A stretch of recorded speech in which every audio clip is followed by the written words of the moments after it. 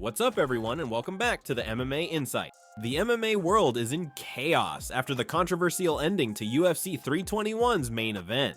Fans are completely divided, some furious at Tom Aspinall for not continuing after the eye poke, while others defend him, saying he made the right call by protecting his vision and not risking his belt while compromised. The situation quickly spiraled into a meme storm, especially because of Ciryl Gane's unbelievable streak of bad luck in title fights. In his first title shot, he went for a leg lock against Francis Ngannou, gave up top position, and basically handed the fight away. In his second, he got submitted by Jon Jones in just 124 seconds, and now, in his third title fight, he accidentally poked Aspinall in the eye, leading to a no contest. As usual, Chael Sonnen jumped into the conversation and stirred the pot. He claimed Aspinall should have continued fighting despite the injury, saying that real champions fight through moments like that. According to Chael, competing with one eye is something many fighters have done before, especially at the heavyweight level. But that take didn't sit well with fans. Many blasted Sonnen for being out of touch, arguing that a potential eye injury isn't something you gamble with, no matter how tough you are. Now, everyone's waiting to hear what Michael Bisping, a man who literally fought with one eye, has to say about the whole situation.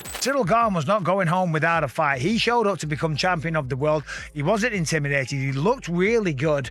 He won the first round, let's be honest. Well, yeah. I think he's so used to going out there and knocking everyone out. Vegan people, yeah. And just taking him out like Sergei Pavlovich, like Curtis Blades. And I think that kind of cost him here tonight because he went forward and he threw some shots like that and he got counted, he got caught, and he didn't put him away. Yeah. Do you know what I'm saying? So you can become a victim of your own success. Listen, it was very competitive, yeah. And it was only round one, and there's a lot of fight left. There's 4 more rounds pretty much to go at, so it could have gone either way. We don't know, but what I'm saying is he's so used to going out there and throwing a shot and people falling over and having his way that he was a little bit...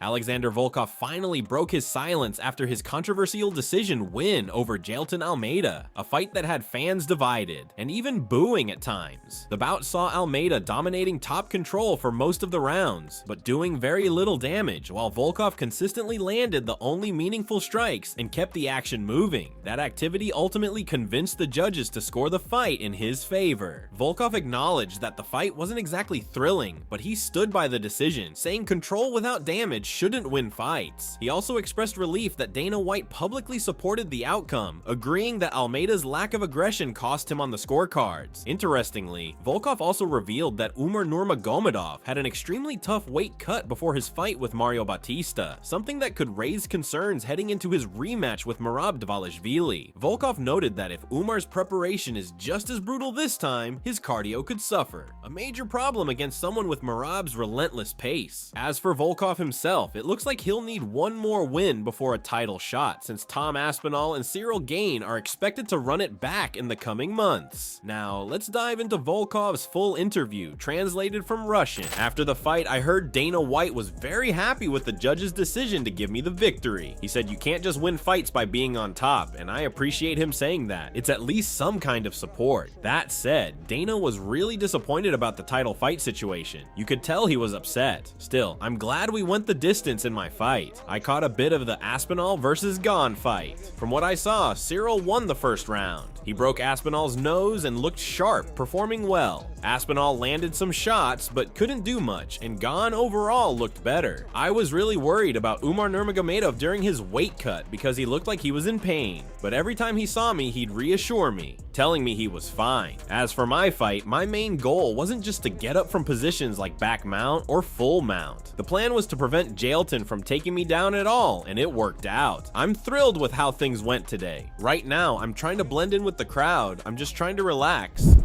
At UFC 321, Khabib Nurmagomedov and his team were fully present in the corner, backing their teammate Ikram Aliskerov, who put on a dominant performance against Joon Young Park, securing a slick and methodical victory. What really caught fans' attention, though, was the viral footage of Khabib in the corner. pacing, shouting instructions, and reacting to every strike and grappling exchange with visible intensity. The clip quickly spread online, showing just how emotionally invested the former lightweight champion still is when his teammates fight. After the bout, the post-fight drama continued outside the cage. Alex Gerloff took a public jab at Khamzat Chimaev, which reignited simmering tensions between Chimaev and the Dagestani camp. Here's the backstory. Ikram's name had already been trending all week because of Khamzat's earlier comments in a Russian interview where he accused the media of double standards, claiming that when a Dagestani fighter calls someone out, it's seen as respectful competition, but when he does the same, it's viewed as disrespectful. After his victory, Ikram fired back, saying Khamzat doesn't really understand the situation and that his remarks were blown out of proportion. He made it clear that there's no personal beef, but if Khamzat wants to settle things inside the cage, he's more than ready. Listen,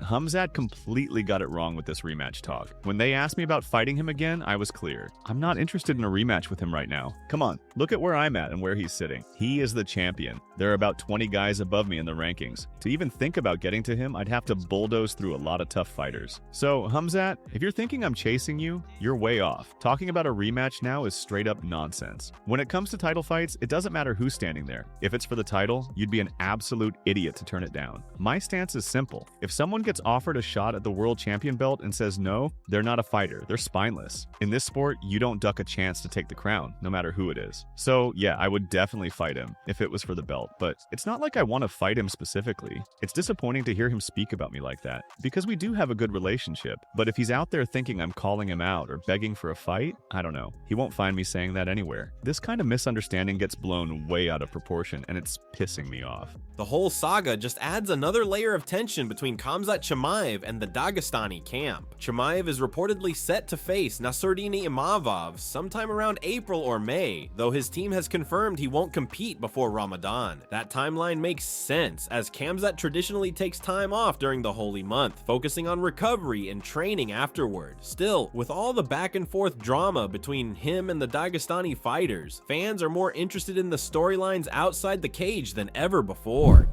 Dana White has officially confirmed that he's very interested in running back Tom Aspinall versus Cyril Gane. During the UFC 321 post-fight press conference, Dana said the rematch will happen as soon as possible, likely around January or February, right when the Paramount deal kicks in. It's a smart move to kick off the new year with a massive heavyweight title fight, especially one as unfinished and chaotic as this rivalry. Fans have been demanding closure after the controversial no contest, and this rematch could deliver exactly that. Meanwhile, over in Russia, there's already buzz about another potential heavyweight clash. Analysts are speculating that Alexander Volkov could face Sergei Pavlovich before the rematch takes place. Volkov is right on the edge of title contention, and since he's already shared the cage with both Aspinall and Gane, he knows exactly what it takes to reach that level. A showdown with Pavlovich would be a high-stakes, all-Russian battle, one that could determine the next title challenger once the Aspinall-Gane saga is settled. Here's what Dana White had to say about the UFC 321 main event.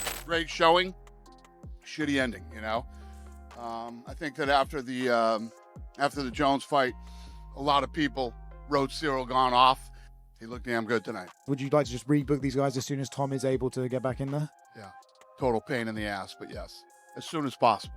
It's unfortunate that it ended the way that it did, and yes, I think that there probably will be a lot more interest in the rematch after they saw, you know, he had Tom bloodied up, and you know, Tom didn't want to continue in the fight, so the rematch is very interesting. Have you got any medical update on Tom, or is it still too soon? He's on his way to the hospital. And that's going to wrap it up for the news. Thanks for watching. For daily MMA news and content, subscribe to MMA Analysts and click the bell icon to be notified when we post videos. Here are the 3 top comments from last video. The first one from Chris Breeze 8875. People need to stop talking about the Raja situation already. It's f***ing annoying if he hasn't been locked up. Chances are he isn't. The second one from Robert Jones 9275 says, I'm gonna talk about Conor. glad he's sober and doing something patriotic, hope he wins. And the last one is from Sigmon M3P, says, Conor would have won being president if it was 2016 or 2017, but he's a complete joke now. Those were the top comments from last video. If you want to be featured in the next one, all you have to do is comment down below. And if you missed yesterday's news, click the video on screen right now to get caught up. See you in the next video.